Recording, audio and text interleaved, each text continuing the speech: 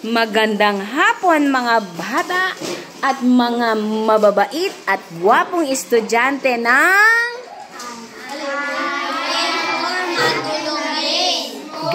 Grade 4 Matulungin School sa Alitaya. Okay. Bago tayo magsisimula sa ating klase ngayong hapon, imbitahin ko kayong magdasal at mag-antanda ng krus. Siyempre, ano ang unang dinarasal natin pagsimula ng ating panalangin? Tinatawag natin ang God the Father, Diyos Ama, God the Son, Diyos Anak, God the Holy Spirit, at ito yung Espiritu Santo. May simple akong dasal na ituturo. Okay? Ako muna. Tapos kayo, alam ko matatalino kayo eh. Sabi ng teacher nyo, ang bait nyo daw. Ano nga bang section ninyo? Matulungin. Hindi lang pala kayo mabait. Matulungin. Okay. Matulungin ang section ninyo. Okay? Ituturo ko. Turo nga dito sa forehead, sa noo. Okay. Sasambitin natin. In the name of the Father and of the Son and of the Holy Spirit. Amen. In the name of the Father and of the Son and of the Holy Spirit. Amen. In the name of the Father and of the Son and of the Holy Spirit. Amen.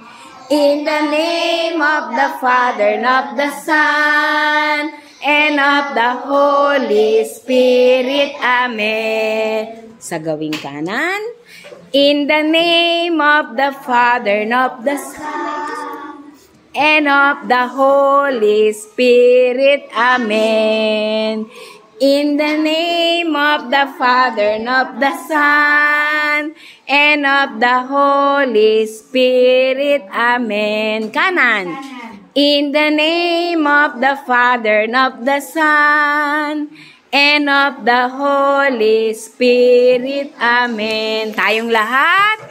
In the name of the Father and of the Son and of the Holy Spirit. Amen. Last. In the name of the Father and of the Son and of the Holy Spirit. Amen. Bago matulog, pagkagising, ano man ang ginagawa, mag-aaral, maglalaro, maliligo, kakain, Very good. Palakpakan natin ang ating kaklase. Alam niyo ba ang ibig sabihin ng antanda ng krus?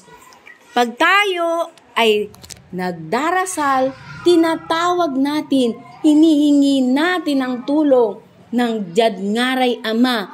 Ang Ama ang nagbigay ng talino, ang Ama ang magbibigay ng liwanag, ang Ama ang tutulong sa atin dahil siya ang pinagmulan ng lahat. Itong utak ko, pag wala akong utak, naku, hindi ako makakagawa ng mabuti. Ang Diyos ang nagbigay ng lahat. Kaya naman, dito sa anak, yes, dito sa anak, dito sa ating very good anak, sa tiyan. Ang anak na nirahan sa tiyan ni Mama. Sinong Mama yon? Mary. Si Mama Mary ay naging tirahan ang kanyang tiyan ng ating Panginoon. Ginusto ng Diyos na maging tao siya. Kasi mahal niya tayo para makasama tayo. Ngayon, ang kamay, tinuturo natin ang Espiritu Santo. Ito ang nagbibigay sa atin ng lakas. Very good. Tama si teacher, ang tatalino ninyo. Okay, huli. Dasalin natin para gabayan tayo ng Diyos Ama, Diyos Anak, Diyos Espiritu Santo. In the name of the Father and of the Son and of the Holy Spirit. Amen. Very good.